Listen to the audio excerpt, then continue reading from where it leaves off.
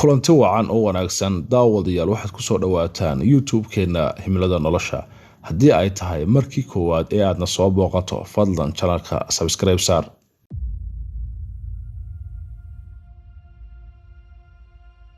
waxaan la hadlayaa adigaagan i daawanaya si wacan ii dhegeyso dulucda hadafkaygana ruux. haddii aad kartid fiidiyowga boosar oo soo shubo koobshaaha.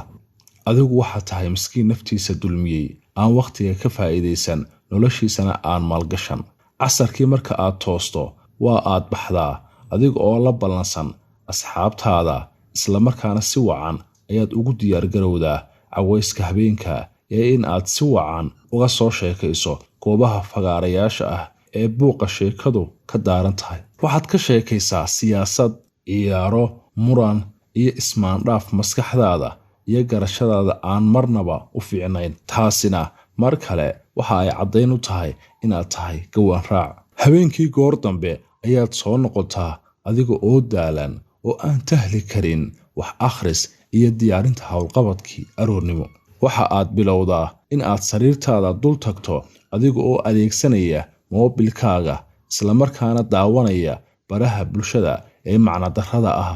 halkaasna waxaa kaaga bilaabma caways labaad oo hor leh. si aanad u caajisin waxa aad isku daydaa in aad daawato muuqaalo kala duwan sida heeso, majaajilooyin iyo wax la mid ah. halka aad mararka qaarkoodna aad WhatsApp-kaaga kala hadasho isla asxaabtii aad goor dhoweyd kala timaadeen. galabta xigta halkii hore ayaa aad ku noqotaa waxaana dib ula ballantaa isla asxaabtii aad habeen hore la joogtay. ugu yaraan 5 cisho oo toddobaadkii ah ayaa sidaa kaaga luma. waxa aad dayacdaa saacado badan oo aanad ka faa'iideysan wax manfac adduun iyo mid aakhiro toona leh. haddaba sug jooji fiidiyowga mar labaad adigu isweydii xagga aad u socoto iyo jihada uu mustaqbalkaagu u dabaab xidhan yahay.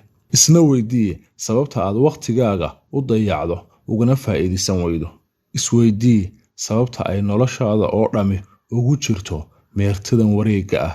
waxa aad sidoo kale daawade isweydiisaa dhammaan toddobaadyaddan isu wada eeg ee aan wax isbeddel ah lahayn halka ay kuu wadaan iyo jidka ay ku raacsiinayaan. ka fikir oo si gaara naftaada ula faq bal inaad saxsan tahay iyo inaad khaldan tahay.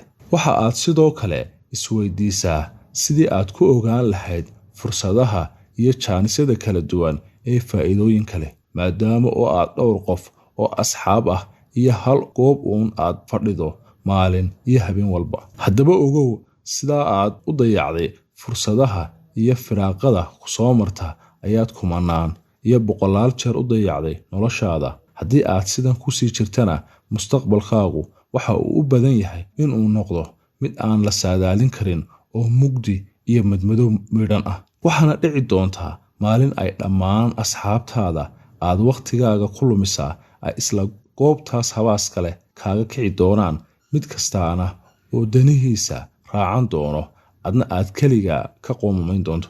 kolkaas miyaanay kuu habboonayn inaad imikaba baraarugto. waxa aad awooddaa in aad barato xirfad aad ku shaqaysan karto oo noloshaada horumar iyo khibrad u keeni karta. waxa aad awooddaa inaad waqti geliso wax akhris iyo aqoon ogaalkaaga kordhinaysa. waxa aad hab online ah ku baran kartaa jaamacado iyo casharo meelmar ah oo barashadooda lacag badan iyo waqti badan kaaga bixi lahaa. haddaba jaale ha noqon miskiin naftiisa dulmiyey.